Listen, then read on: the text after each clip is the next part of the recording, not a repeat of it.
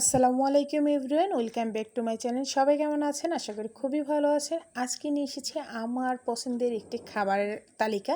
এর মধ্যে একটি খাবার, সেটা হয়েছে কচুরমুখী দিয়ে ইলিশ মাছ। ইলিশ মাছ সবাই জানেন আমার খুবই পছন্দ, আর ইলিশ মাছ কম বেশি সবারই খুবই পছন্দ, হাতে গোনা কয়জন ছাড়া। যাই হোক, এদিকে ইলিশ মাছ দিয়ে কচুরমুখীরা রান্না করতে কিন্তু অনেক মজা। আপনারা একবার হলেও ট্রাই করে দেখবেন, আর কিছু কিছু টিপস আছে ভিডিওর মাঝে আমি বলে দিব। তো এই যে দেখেন, এইদিকে আমি ইলিশ মাছ নিয়ে নিলাম 6 পিস, নিয়ে একটু লবণ আর হলুদ দিয়ে সুন্দর করে মাখিয়ে নেব। ইলিশ মাছের অনেক সুন্দর সুন্দর ভিডিও আছে আমার ইউটিউব চ্যানেলে, আপনারা চাইলে অবশ্যই আমার চ্যানেলটা ঘুরে আসতে পারেন। আর আমার চ্যানেলের রান্নাগুলো ভিডিওগুলো যদি আপনাদের ভালো লাগে, প্লিজ লাইক, শেয়ার, কমেন্ট এবং সাবস্ক্রাইব করতে একদম ভুলবেন না।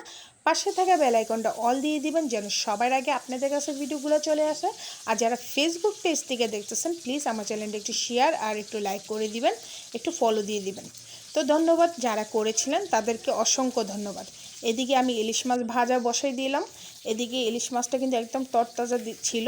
এই যে দেখেন, এখনও কিন্তু ইলিশ মাছের রক্ত বের হচ্ছে, এতটা সুন্দর ছিল। আর রান্না করার সময় যে কী যে মশলা গ্রান করেছে, তা কি বলবো। আসলে আমরা যারা মধ্যবিত্ত আছি তারা তো সবসময় ইলিশ মাছ খাই না, কারণ ইলিশ মাছের প্রচণ্ড দাম, ইচ্ছে থাকলেও উপায় থাকে না। যখনই পাই তখন একটা আনন্দ লাগে ইলিশ মাছ খাওয়ার জন্য। তো যাই হোক, এদিকে কিন্তু আমি ইলিশ মাছটা সুন্দর করে ভেজে নেব। এদিকে আমি আজকে কচুরমুখী দিয়ে ইলিশ মাছটা রান্না করব। আর কচুরমুখীটা আমি এদিকে ধুয়ে কুটে নিয়েছি, এই যে দেখেন। আর এই কচুরমুখী কিন্তু একটু আঠালো, সেটার টিপস আপনারা দিচ্ছি। আর এদিকে আমি ইলিশ মাছটা ভাজা শেষ হওয়ার পর মন চাচ্ছিল একটা ইলিশ মাছ নিয়ে একটু পান্তা ভাত দিয়ে খাবো। এই যে দেখেন, আমি এদিকে মরিচটা ভেজে নিব। আর এদিকে পান্তা ভাত আলু ভর্তা আমার আগেরই ছিল, সে কারণে আজকে আর মিস করিনি। আর পান্তা ভাত ইলিশ মাছ খাওয়ার জন্য কিন্তু দিবস কোনো কিছু লাগে না, আপনার মনের শক্তি, ইচ্ছে, এটাই হচ্ছে। আর আমার মতন যারা পানি ভাত দিয়ে ইলিশ মাছ খেতে ভালো লাগে ভর্তা দিয়ে, তারা অবশ্যই আমাকে কমেন্ট বক্সে কমেন্ট করে জানাবেন। মাকে ভালোবাসার জন্য কোনো দিবস লাগবে না, ওয়াইফকে ভালোবাসার জন্য কোনো দিবস নেই, আর পান্তা ভাতের ইলিশ মাছ খাওয়ার জন্য কোনো দিবসের দরকার লাগে না।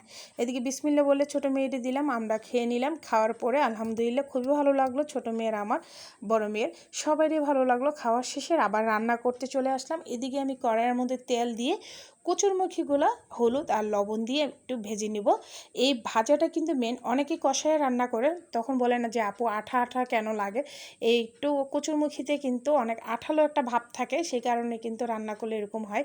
আমি ইনশাল্লাহ আপনাদের কাছে বলি, যদি আমার রান্নাটা দেখে আপনারা রান্না করেন, ইনশাল্লাহ আপনাদের রান্নাটা কিন্তু পারফেক্টলি হবে। এরকম করে একটু তেলের উপরে একটু ভেজে নেবেন, ইনশাল্লাহ আপনাদের রান্নাটাও ভালো হবে।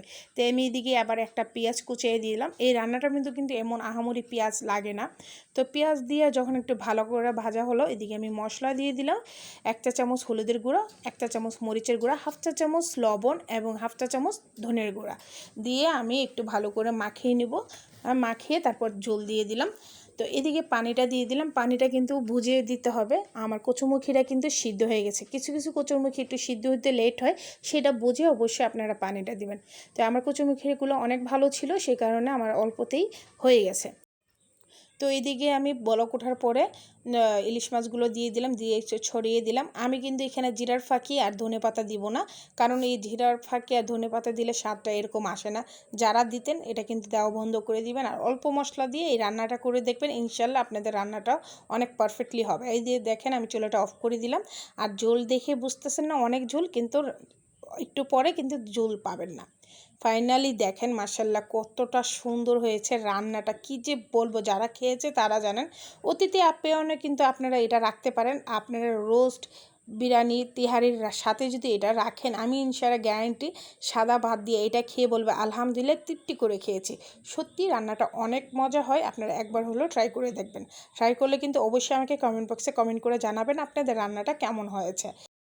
তো রান্না করে কাজ শেষ করে খেতে বসলাম, আলহামদুলিল্লাহ খুবই মজার ছিল। একবার হলেও ট্রাই করে দেখবেন, ইনশাআল্লাহ আপনাদেরটাও ভালো লাগবে। তো আজকের মতন এখানে বিদায়। ভুল ত্রুটি থাকলে অবশ্যই ক্ষমা দৃষ্টিতে দেখবেন। তো এখানেই বিদায়, কেউ খাবার নষ্ট করবেন না, বরাবর এটাই বলে যায় আপনাদের কাছে। তো বিদায়, নেক্সট ভিডিওতে ইনশাল্লাহ আপনাদের সাথে আবার দেখা হবে। কোনো ভিডিও দেখতে চাইলে অবশ্যই কমেন্ট বক্সে কমেন্ট করে জানাবেন। আল্লাহ হাফেজ।